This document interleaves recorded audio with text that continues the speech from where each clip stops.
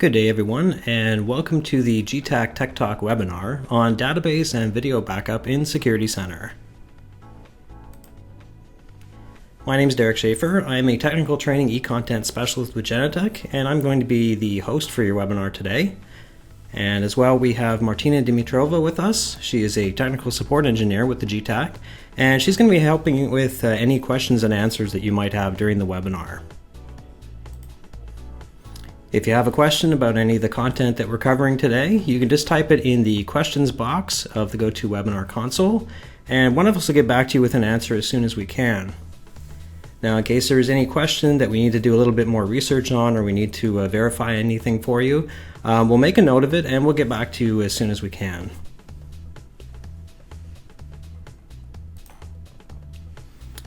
Now, the webinar is going to be the questions and answers, are going to be recorded in the GTAP forum. So we do have a section for each webinar in the GTAC Tech Talk section. So any questions and answers that are good common questions that we get from today, we're going to post those in the GTAP forum. But as well, feel free after the webinar, once we posted the video there, if you have any questions, just go ahead and ask them there and we can answer those for you from the forum as well.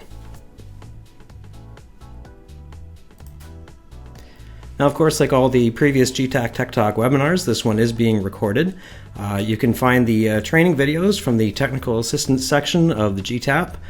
Just go under training, and then there's a training video section. And of course, in the category browser, we have GTAC Tech Talk.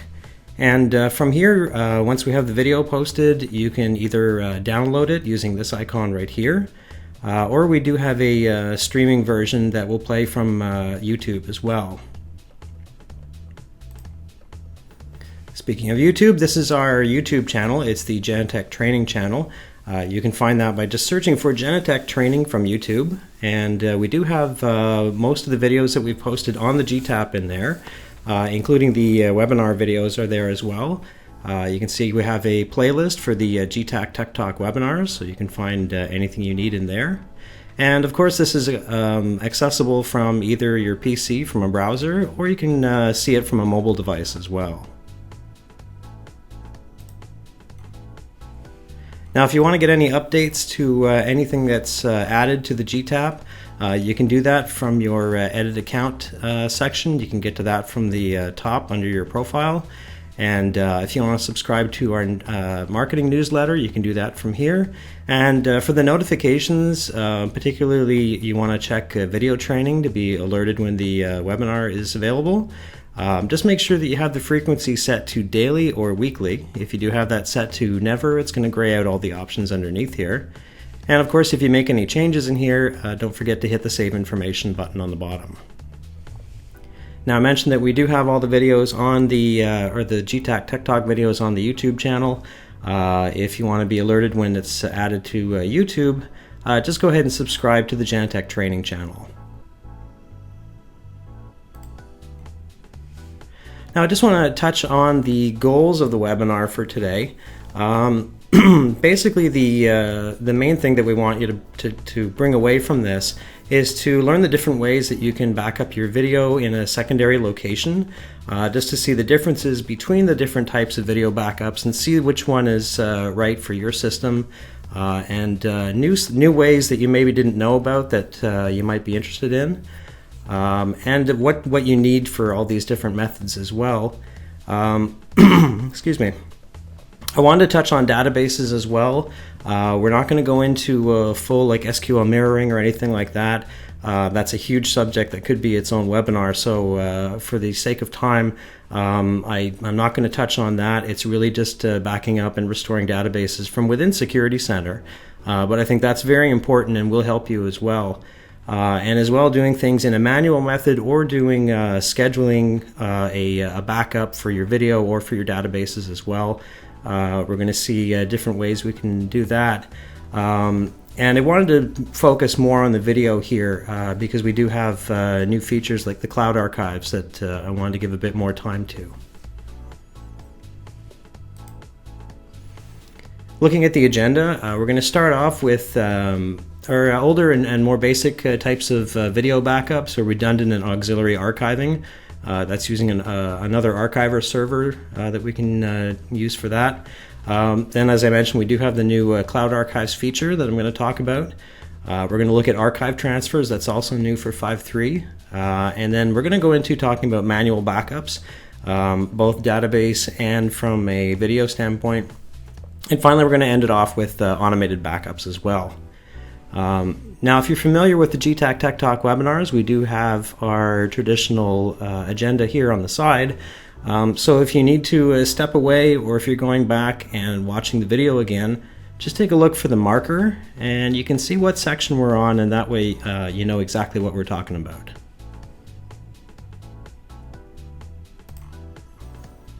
Okay, so let's jump right in with redundant and auxiliary archiving.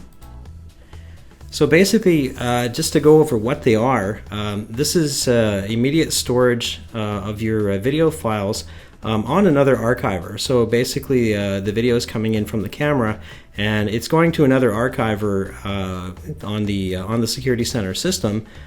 Because it's another archiver, it's using independent video files and databases. These archivers, for backup purposes, can be off-site as long as they retain network connectivity. We're good there. They can be on a WAN, for instance. Now, the difference between the two: with a redundant archiver, the video is being streamed from the camera to another archiver. It's basically happening at the same time with the same stream. And if we're using auxiliary archiving, it's going to a main archiver and then being sent from that archiver to the auxiliary archiver. So just to show you a quick diagram, it's a lot easier to see when you look at it like this. So from a redundant archiving standpoint, we do have the camera here, and we have the stream going to the archiver, but we do have one going to the redundant archiver at exactly the same time. It's the same video stream, and that's going to the redundant archiver, but we can see from an auxiliary archiving standpoint, it's going to a main archiver first, and then from that archiver we're transferring it over to the auxiliary archiver. Now, of course, with anything, there's pros and cons. So a few limitations on both of these systems. For redundant archiving, for each camera, we can only have one redundant archiver. We're using the failover server on the archiver role as the redundant archiver, and of course, we can only set one failover server in there. And as well, we have to use the same camera recording settings as the archiver, so we don't have any independent settings. We'll see that in just a minute, so we can't do any real tweaking of the video stream from that standpoint. But we can do that from the auxiliary archiver, we can use federated Security Center cameras. We can send those to an auxiliary archiver as well, but they have to be Security Center Federation. It can't be an Omnicast Federation, so the Omnicast standalone product. Of course, as we saw in the diagram, it's going to a main archiving role first, and then it's going to the auxiliary archiving role. So, of course, if that primary archiver role goes down completely, we're not going to get any video going out to the auxiliary archiver as well. Of course, with both of these, we do need another server for the auxiliary archiver role and for using redundant archiving. Now, just taking a look at the setup, so for redundant archiving, we can either configure it for the entire archiver role, or we can do this for an individual camera as well. So once, for example, if we have the archiver selected, the first thing we have to do, actually we do have to set up the archiver first. We go in the resources section, and if you take a look on the bottom, that's our main server that we're using for the archiver role. And we need to make sure we do have a failover server set up here as well. And moving on, looking at the camera recording tab, or the recording tab from the camera as well, in both of these situations, we're going to have a switch here for redundant archiving. So it's really just that simple. Once you do have the failover server set up, you just flip the redundant archiving to on, and then the camera stream is going to go to both of these both of these servers. Looking at auxiliary archiving, it is actually a new role. So from your video task or your system task, we need to go in and create a new role. That's going to be called Auxiliary Archiver. And of course, during the setup, it usually it gives you the usual things like asking for what server you want the role to run on, what database name you want to use, and what server you want to use, and things like that. I'm going to skip over that just because that's all pretty straightforward with role creation. So once we have our Auxiliary Archiver role created here, from the camera recording tab, once we select it, we can choose the video stream that we want to use, and we can set up a whole new schedule and a recording mode as well, independent of the original archiver. So this is only for the Auxiliary Archiver. Of course, the mode has to be continuous or off. That's the only options available. It doesn't really make sense to have an auxiliary archiver with a manual recording option, so that's left out there. That's pretty easy to set up there. Then we just need to go to the Cameras tab, and you can see that we can choose Security Center federated cameras, or we can choose other cameras from our system.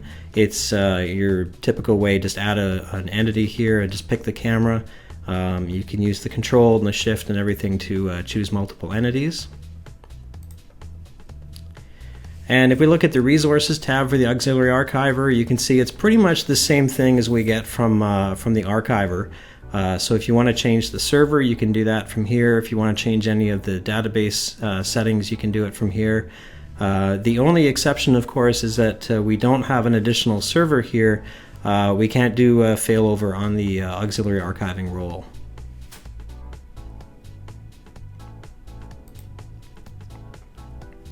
Okay, let's move on to Cloud Archives. This is our new feature for Security Center.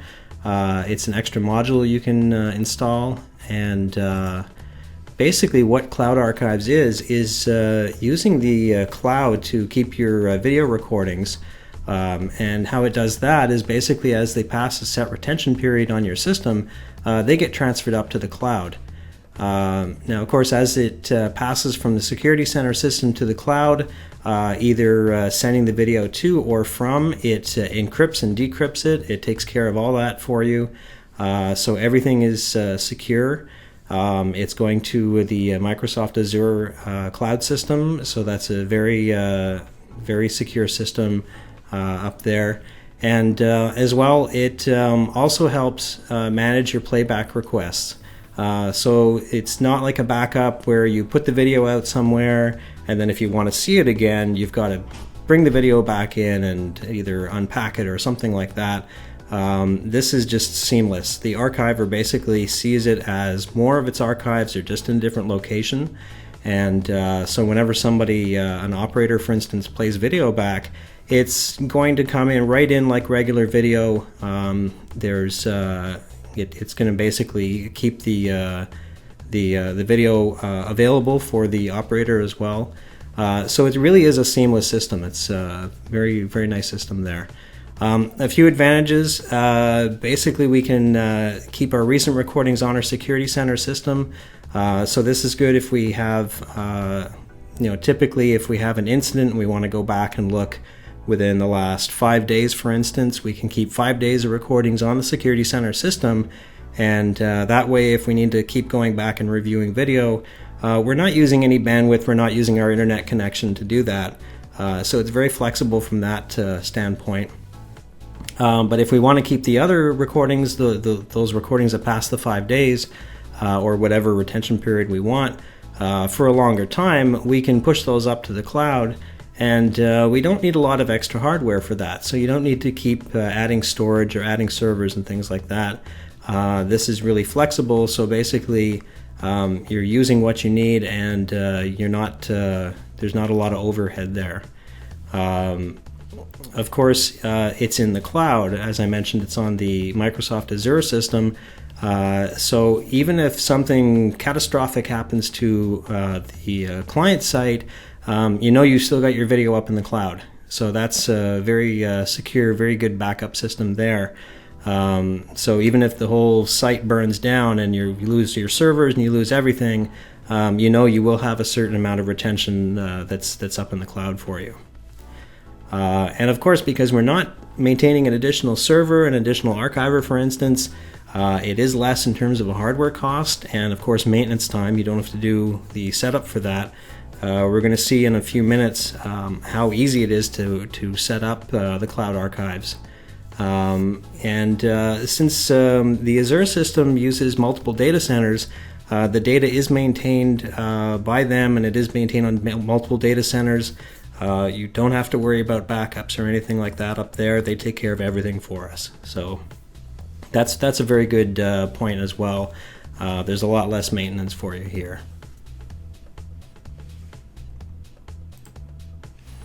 Okay, I just want to take a quick look at a slide that I stole from marketing, just to give you an overview of what I just was talking about.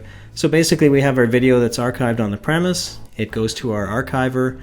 After a set period, the cloud archive system pushes that video up to the cloud for as long as we have defined. We'll take a look at that in just a minute. And as it passes this line here, as it's going out from the cloud archives, this is when it gets encrypted.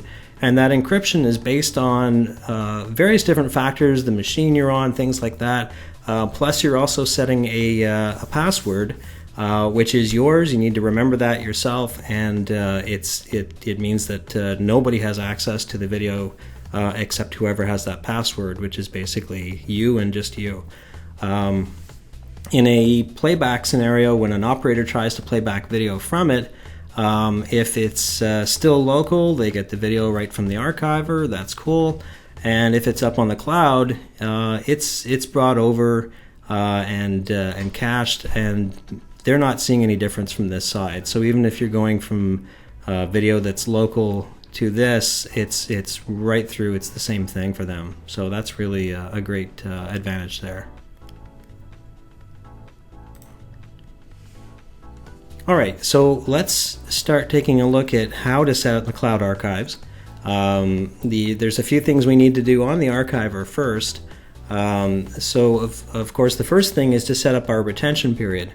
So from our video task, we select our archiver, we go in our camera recording here, and we've got our automatic cleanup here, and that should be on. And this isn't your local cleanup like we usually have. So what we want to do is we set up how many days we want locally and on the cloud. So basically that's a global number of how long you want to keep your video archives for.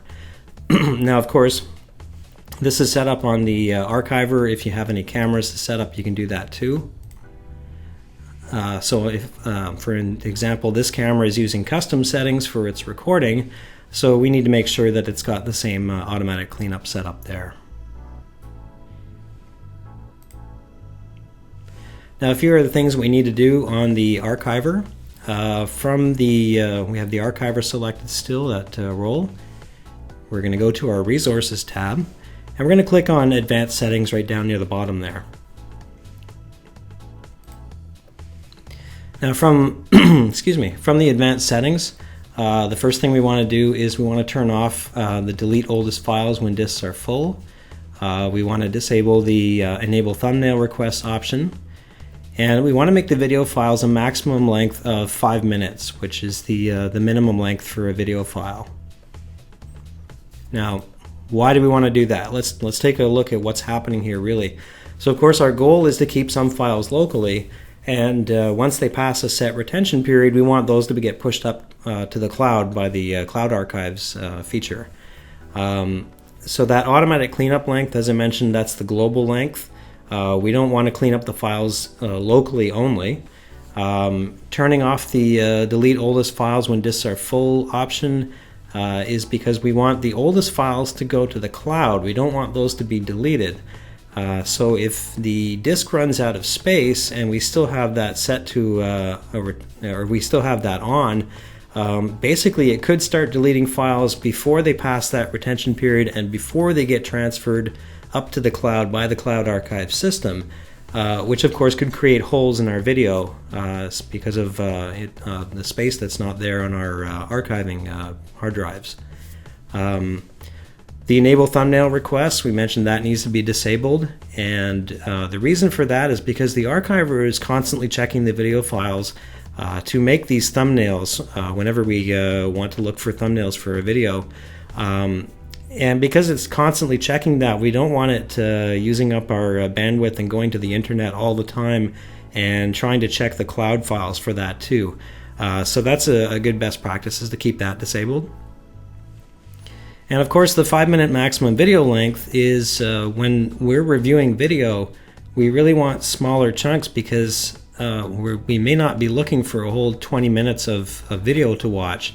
When we're reviewing an incident, it could be like a 3-minute segment, and we don't want to download 20 minutes of video just to look for that 3 minutes. Or worst case scenario, that 3 minutes, a minute of it is at the end of one video file and 2 minutes in the next video file, and in that case we're downloading 40 minutes of video.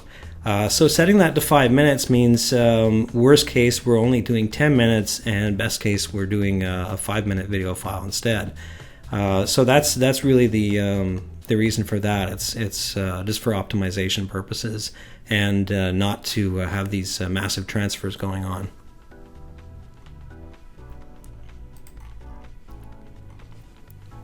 Excuse me. Okay, so going on to the actual installation, we want to install the Cloud Archives package on the same server as the archiver or auxiliary archiver that we want to use. On that machine, we need to make sure that TCP ports 80 and 443 must be open, so that the Cloud Archive service can can go over the internet and contact the Azure system. And of course, from the package, once you unpack it, we've got a traditional setup.exe. It's just next, accept the agreement. There's absolutely no configuration in the installation whatsoever. What we're going to see in the next couple of slides is that the Cloud Archives has its own separate config tool installed that we use for configuration, but don't panic, it's really simple too, so don't worry about that. Now, once we have it installed, the first time we do launch the Cloud Archives config tool, the first thing it's going to ask us for is that encryption password. Now, this is what I mentioned is part of the encryption. Excuse me. It's not the whole thing. That's not the only thing that's going to be used for the encryption, but this is basically personalizing it so that you're the only one that can access the video. Excuse me.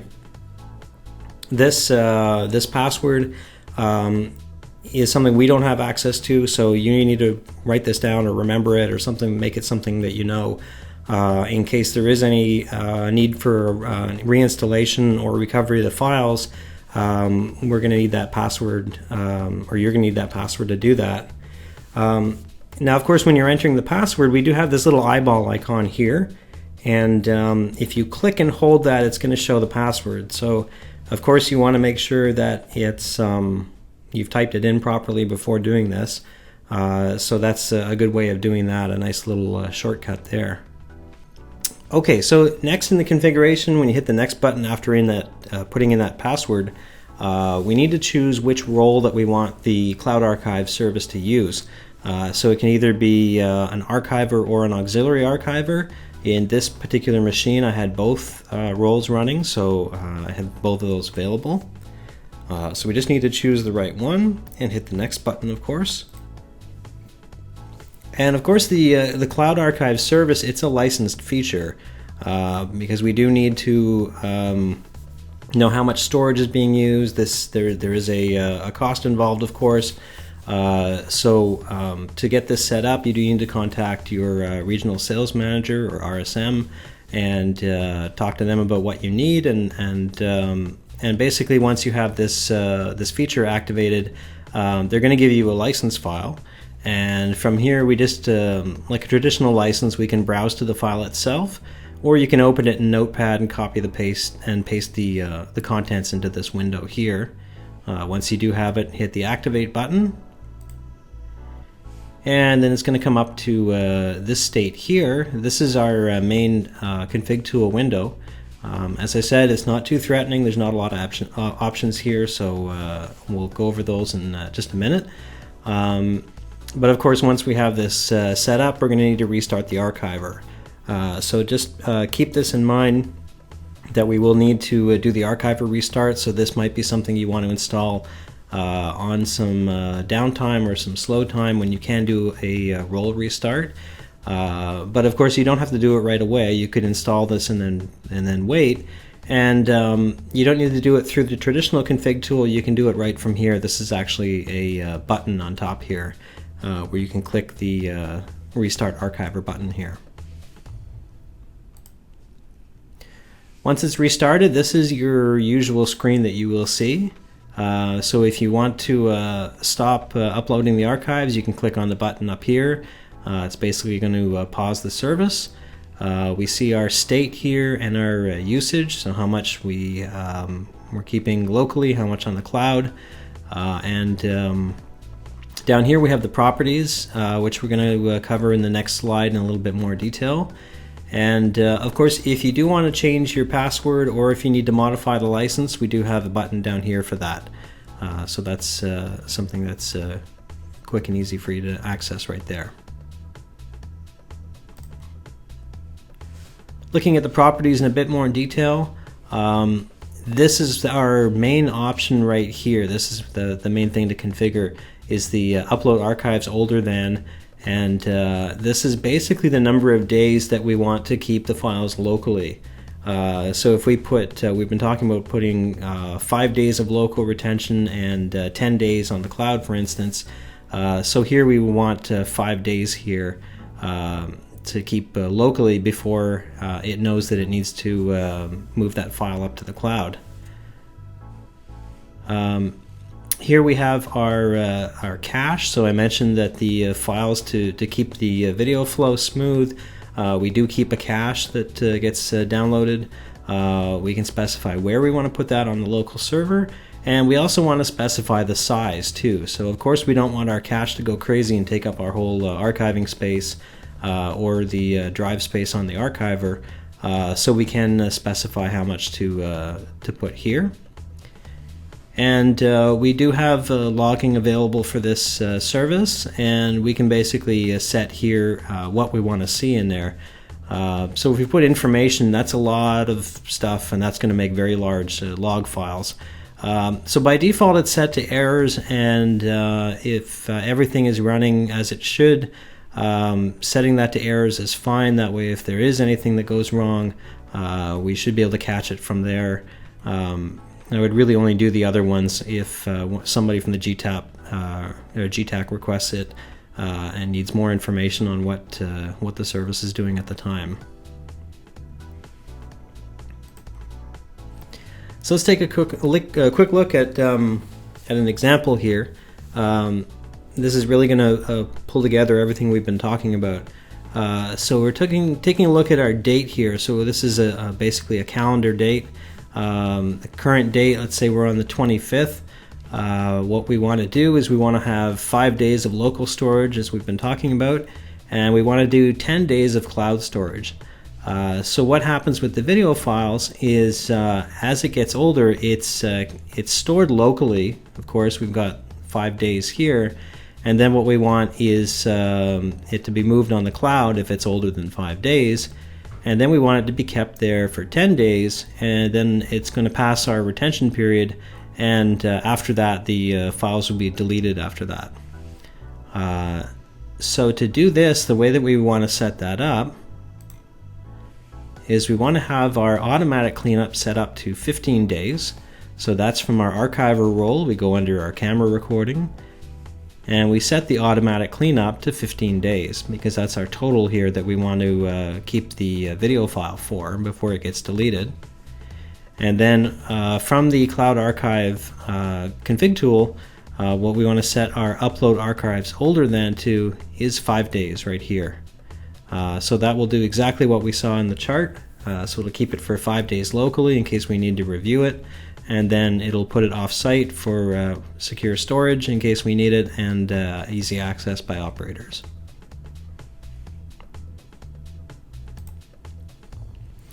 Now we can do this for auxiliary archivers, as I mentioned as well. So we can do this to actually keep duplicate files on the cloud. So we're using the auxiliary archiver as sort of a go-between to put the files up in the cloud. And basically we can also use this to keep a lower quality version on the cloud too. So let's say we want locally, we want high definition video for those 5 days that we want to review any incidents that happen.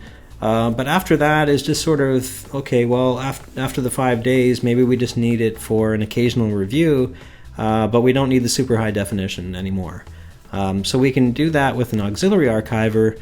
If you remember from the auxiliary archiver backup, it's we're allowed to change the video stream that we're using.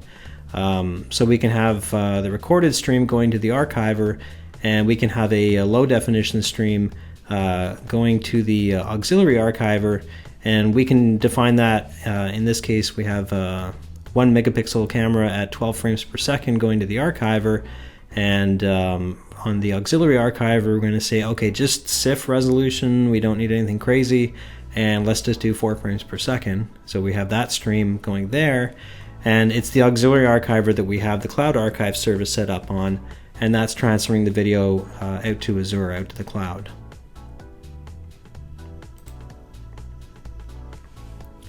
Okay, so that's it for archive transfers. We're going to take a look, or for cloud archive, sorry, and we're going to move on to archive transfers now.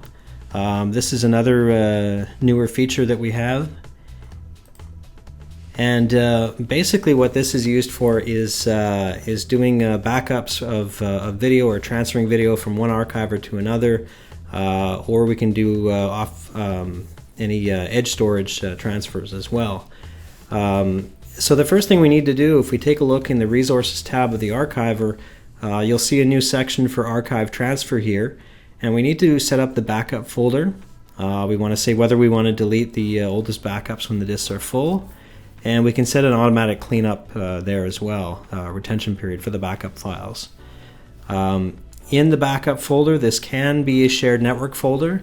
However, it should be mapped to a drive letter, and just make sure that this is a persistent letter that's being mapped to, just so if the server does get rebooted, power outage, something like that, it doesn't change from a Z drive to a Y drive or something, because that will kind of mess us up in here.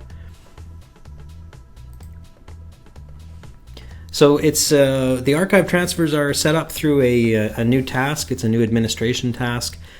This is limited to administrators only.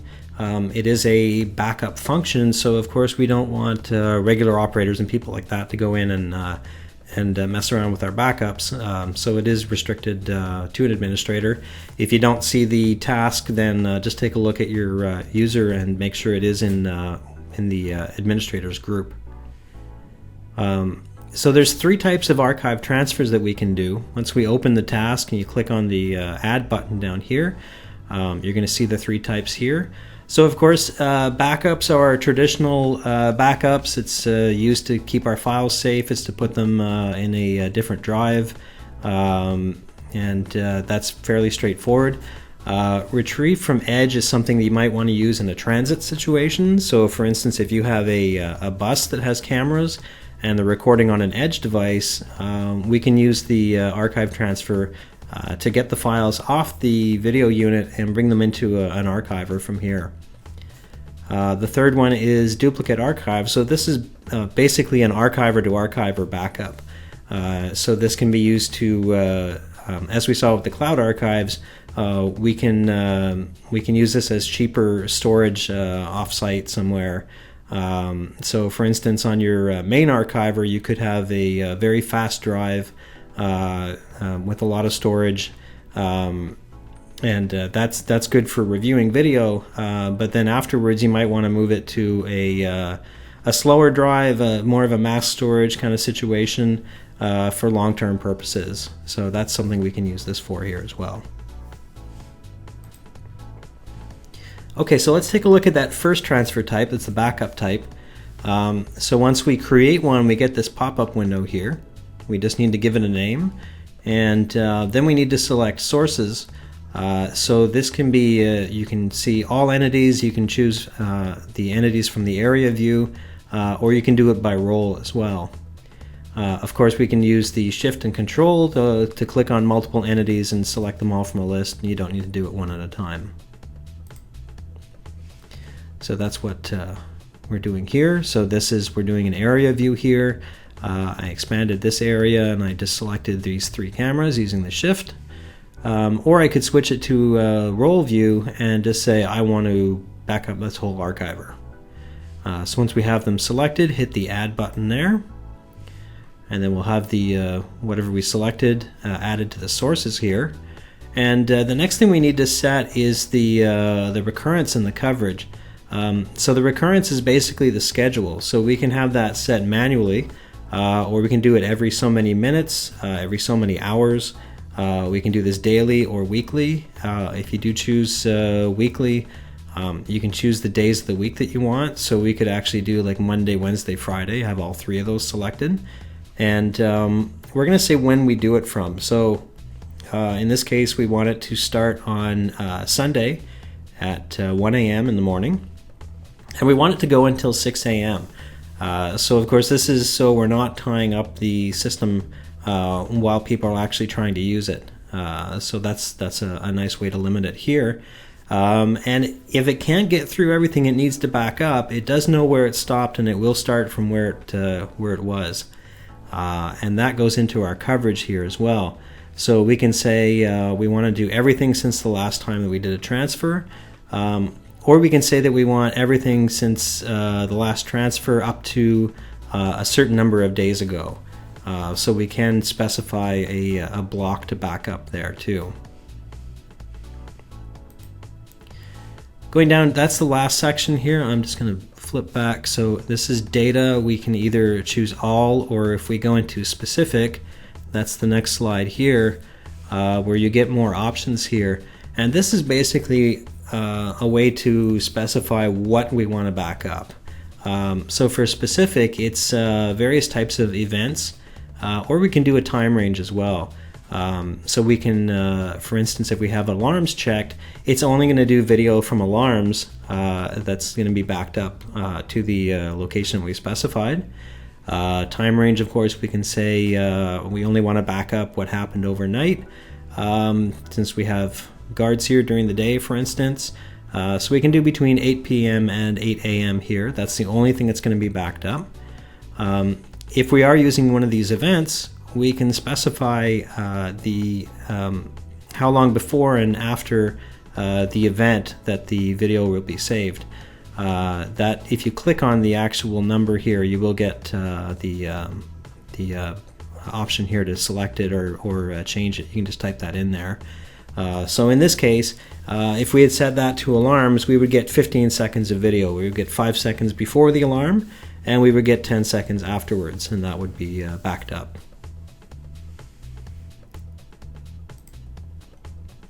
Now, of course, once we do have files backed up, we can restore those and take a look at them. On the bottom right of the screen, we do have the Restore Archives button here. That's going to bring up this pop-up window. And of course, we can choose if we want to restore from the camera, the whole archiver. We can choose a custom range as well. And if we choose camera, we can say which one that we want to restore from. And we can specify when as well, so we don't have to restore everything. We can say I only want to see this much, and specify that here.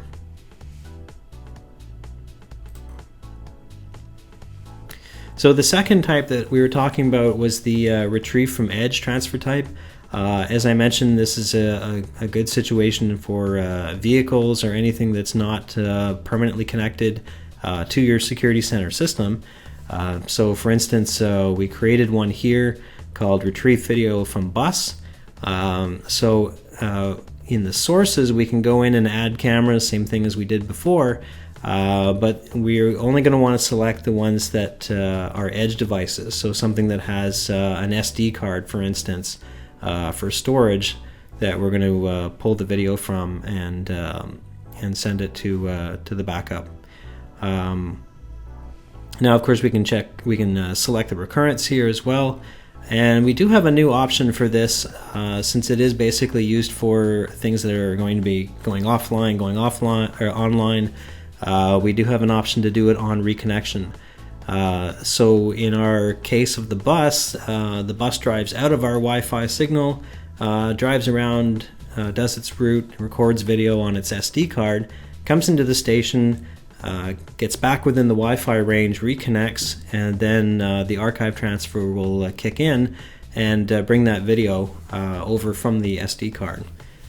And of course here we have a delay here, so we can say wait 10 seconds upon reconnection.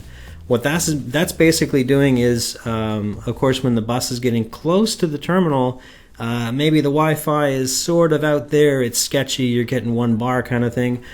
So we really want to make sure that the connection is stable and before we start doing any kind of transfer, and that's what we can do here.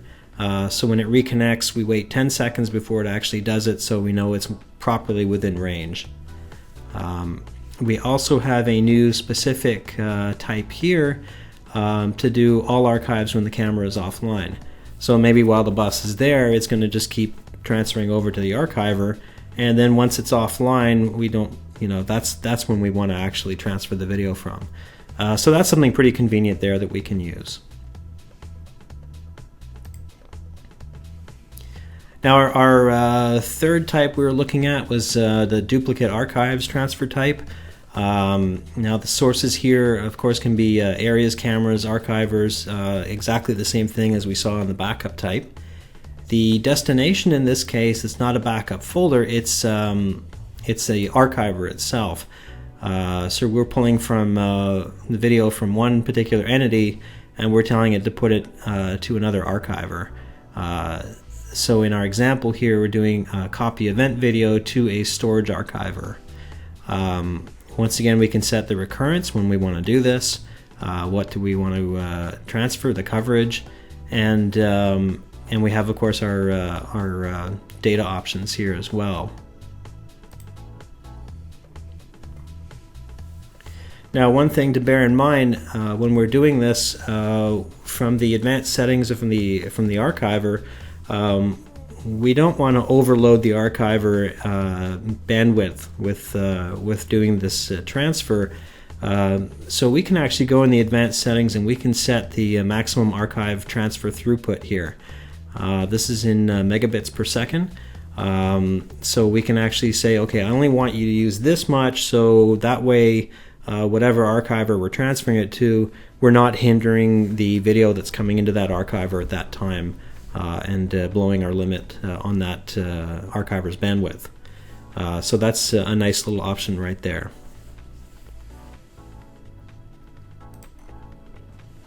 Once you have everything set up, this is a look at the archive transfer task. I just broke it up because it's a very long list there.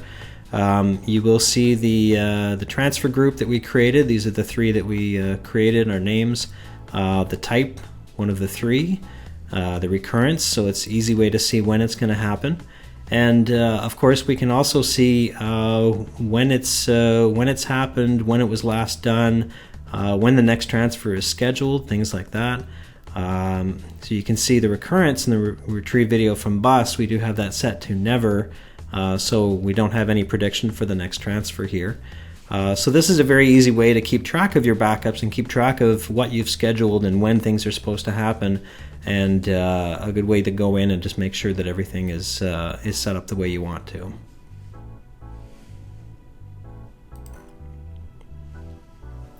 Okay, let's take a quick look at manual backups, and then we're going to go to the automated backups as well. So for this is where we're going to start talking about the databases here. So we can do a manual backup for our role databases. So basically, any role that uses a database, like our archiver, our access manager, our media router, they're going to have the database information in the resources tab right here. So this is an archiver, but regardless, they should have a resources tab, and we'll have a database section right there. And from there, we want to hit the backup and restore button. So once that comes up, we're doing a manual backup right now, of course, so we can put in the backup folder here, and we just need to hit the Backup Now option. If we want to make it as a zip file instead of a .back file, we can use the compression option here. And of course, if we need to restore any backups, we can access those options from here as well, the Backup Restore button. So then it's just a matter of choosing the file and hitting the Restore Now.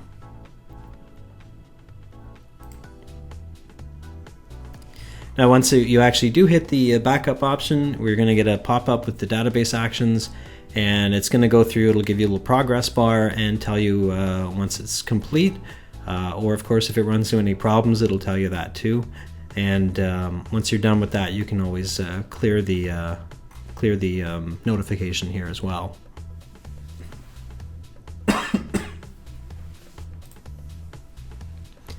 Now looking at the directory, of course we don't have a directory role in there. So if we want to do a backup of the directory database, we need to do that from the server admin. Now the directory of course should have a directory tab, not just the regular server tab. So under the database here we have our backup and restore option. So just click on that. It's got the same look and feel as we saw in the previous slide for the settings. And of course it gives you the indicator of the progress here and when it was completed. Now we were taking a look at archive transfers before, and we had set them up. We had talked about recurrences and things like that, but we can actually have them set up manually. So we can, the first thing we can do is we can actually kick that off as like an immediate event. On the bottom next to the Restore Archives, we do have a Transfer Now function. And what that does is that brings up a pop-up window, and it's basically like when we were editing the transfer to save, the archive transfer, except this is just a one-time, one-shot deal. So when this comes up, we can choose one of the three types to do, choose the sources, things like that. And instead of saving it, we actually have a Start button, and that just kicks that off right away. So if you know you need to do some kind of backup, but it's not something that's recurring, not something you're going to need to do very often, or maybe a one-shot deal, you can just use the Transfer Now, and that's a very easy way to get that taken care of without having to set up anything long-term and clutter up your archive transfer task there. Of course, we don't have a recurrence in there because we're only doing this the one time. Now as well, if we do set those to manual, the ones that we have set up in our list, in the recurrence we can choose to kick those off manually as well. So basically we just highlight the multiple transfers that we want to use from the list and hit the play button on the bottom. If you do need to get more options as well, you have that option from here as well too. So I just wanted to point that out. All right, so let's take a look at automatic backups real quick. We were talking about the databases previously. So that's configured from the same location as we were looking at for setting up the manual backups. We just need to enable this automatic backup option here, turn that on, and it's going to ask you how often you want to do the backup of the database. So for instance, Monday at 1 a.m. We do have other options that we can select in there for how often to do it for the day of the week, or we can do it daily as well. And then we can use the iterations. We can keep multiple backup files here as well. So we can say, okay, I want to keep 3 backup files in case something happens, power outage in the middle of the backup and it gets corrupted or something like that. At least we have 2 others there to reference if we ever need them. So that's something nice that we can do from here. Of course, this is available for all the roles and the directory database as well. Now the archive transfers, we had mentioned while we were setting them up that we have the recurrence, and that's basically how we're setting up automated backups for those. But we can also do things like set up event to actions for them as well. This is for cases where you want to do a backup, but you don't really want it to do it on a schedule. So we do have a new action type. It's called Start Transfer. and then we're basically choosing our archive transfer that we had previously created from in here. So in our example here, if we have a situation where we need to activate a threat level and something is going on site, once we clear that threat level, we may want to start a transfer, and we want to back up all the files that we have from a particular entity. So we could choose a camera, we could choose an archiver, things like that. So that's something that can be done through the event to action. That's of course in the system task under general settings, and just go under actions, and when you create one you'll get this very convenient wizard here.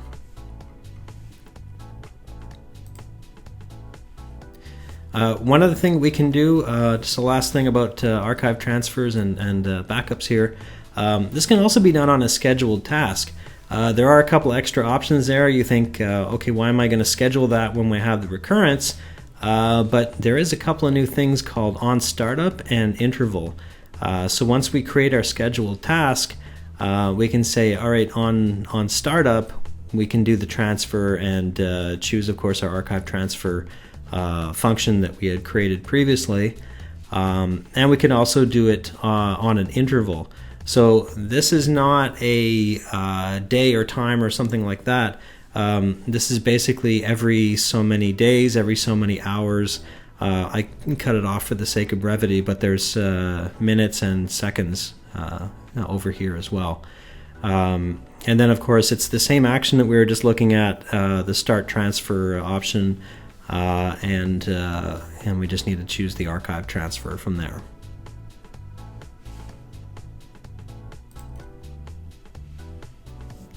Okay, so that's about it for the webinar for today. If you have any remaining questions, please go ahead and type them in the question box of the GoToWebinar console, and Martina and I will take a look at those for you. Once again, if there's anything we don't get to in the time that you're here or the time that we have left, or if there's anything we need to double check, we'll get you an email as soon as we can with an answer to your question. I'd like to thank you very much for coming today. We're going to keep the session active for about another 10 minutes if you have any other questions. If you don't, you're leaving now. Thank you very much for coming. And once again, the video will be available. That should be up tomorrow on the GTAC and on the YouTube channel. We're going to have the questions on the in the forum as well. And we'll put any links to the videos and the slide deck in there as well. So once again, thank you very much for coming today, and on behalf of myself and the GTAC Technical Assistance Center, thanks again, and we hope you all have a great day. Thank you.